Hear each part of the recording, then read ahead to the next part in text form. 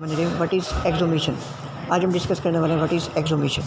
एक्सहुमेशन का मतलब ये होता है कि जब एक बंदे की डेथ हो जाती है, दफन कर दिया गया, उसको दफन करने के बाद कोई ऐसा इशू आया है जिसकी वजह से उसको निकाल के री एग्जामिनेशन उसका एक्सटर्नल इंटरनल ज़रूरी होता है, उसको क्या किया जाता है, री एग्जामिन किया जाता है।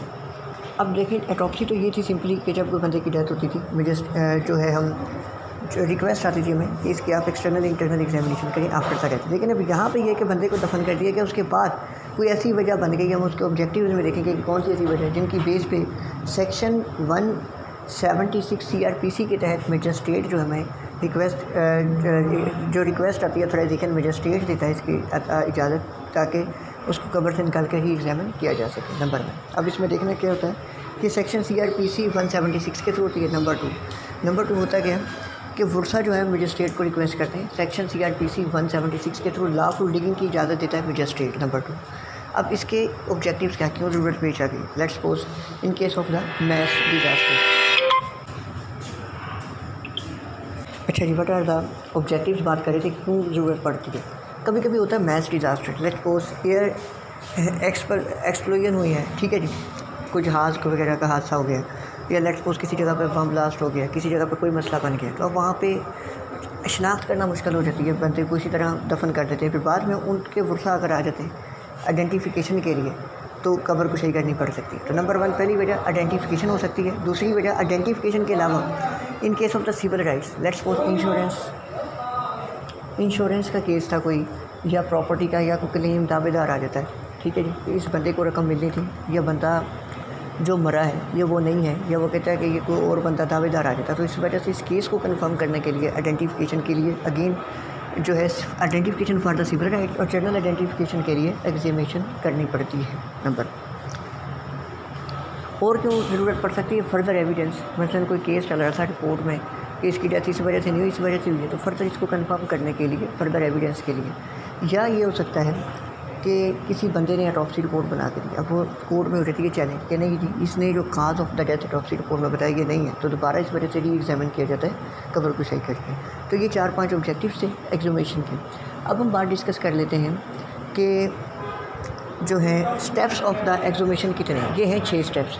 पहले मैं नाम बता देता हूँ, फिर हम एक को बारी बारी डिस्कस कर लेते हैं। First of all authorization require होती है। नंबर 1 ऐसे नहीं शुरू हो जाते, बल्कि क्या होता है कि मजिस्ट्रेट जो है इसकी ऑथराइजेशन देता है हमें, उसके बाद क्या होता है हम ये स्टार्ट करते हैं प्रोसेस। नंबर 2 फिर क्या होता है कि अब जब ऑथराइजेशन मिल गई तो सबसे पहले तो पता होना चाहिए कि बॉडी जो दफन है वो किस कब्रिस्तान में, identification of the graveyard. Number 2। Number 3 पे कहता है आइडेंटिफिकेशन ऑफ द ग्रेव, फिर पता ये होता है कब्र कौन सी है। Number 3 identification of the body, के बाद निकाली फिर उसको वर्षा आइडेंटिफाई भी करें, या दावेदार जो है वो आइडेंटिफाई भी करें। फिर इसके बाद क्या करना होता है, 4 स्टेप हो गए। 5वें पे एग्जामिनेशन एक्सटर्नली और इंटरनली, जो कि कोई मेडिकल ऑफिसर जिसकी ड्यूटी लगती है वो करेगा, और फोरेंसिक HOD होगा, वहाँ पे मजिस्ट्रेट होगा, पुलिस होगी, ये सारे वहाँ उनकी प्रेजेंस में मेडिकल ऑफिसर करेगा और जिसकी ड्यूटी लगेगी। इसके बाद लास्ट और मोस्ट इम्पोर्टेंट जो है सैंपल कलेक्शन होती है। तो ये 6 स्टेप हैं। सबसे पहले ऑथराइजेशन। अब जनरली ऑटोप्सी में और एक्सहुमेशन में फ़र्क है, वाइवा क्वेश्चन है, वो ये है कि जनरल ऑटोप्सी में जो ऑथराइजेशन होती है उसके 3 स्टेप होते हैं। पुलिस डॉकेट, जिसको नक्शा मजरूबी कहते हैं, ठीक है।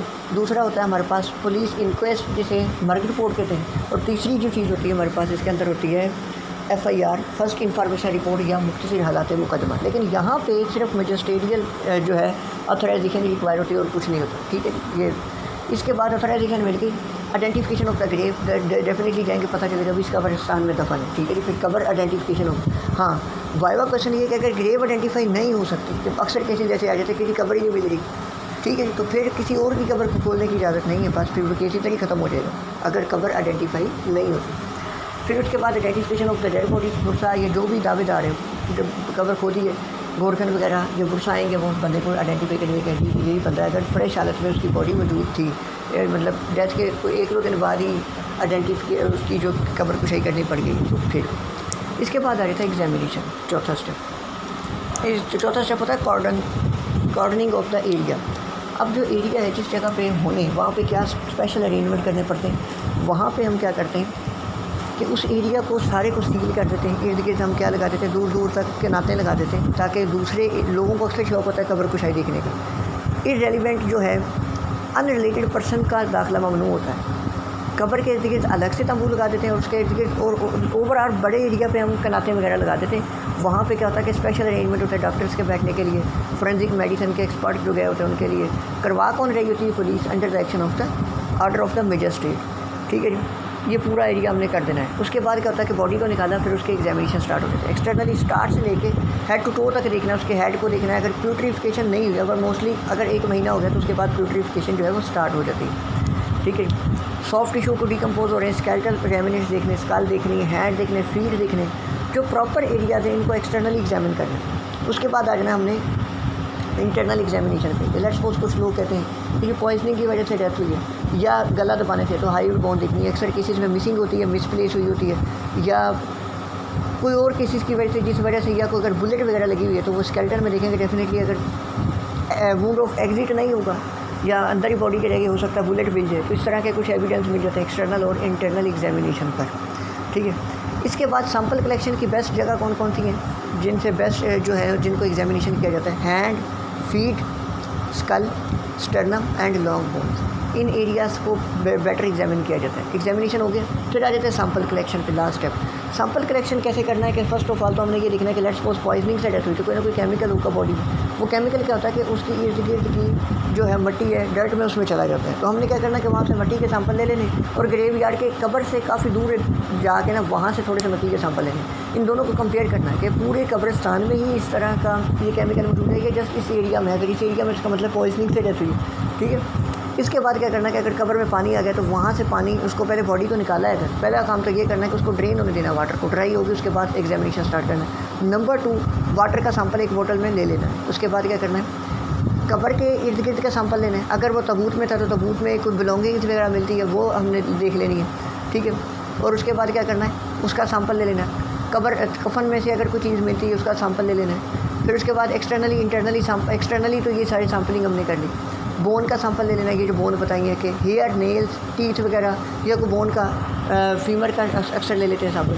इसके बाद क्या करना है, इंटरनली आ जाना है। इंटरनली अब क्या करना है कि विसरा अगर तो ताज़ा मतलब फ्रेश बॉडी है फिर तो विसरा असली हालत में मौजूद होंगे। अगर नहीं मिलते तो फिर क्या करना हमने कि उस एरिया पे मौजूद जो सॉफ्ट टिश्यू होगा बस उसको उठा के सैंपलिंग उसकी कर लेनी, क्लिप जार्स में डाल देना कि ये लीवर वाली जगह पे मौजूद है, जो लीवर वाली जगह पे मौजूद होगा उसको उधर डाल दिया, हार्ट वाली जगह पे मौजूद है उसको उधर डाल दिया। ये सैम्पलिंग हमने सारी मुकम्मल कर ली है। इसके बाद इसको हिस्टोपैथोलॉजी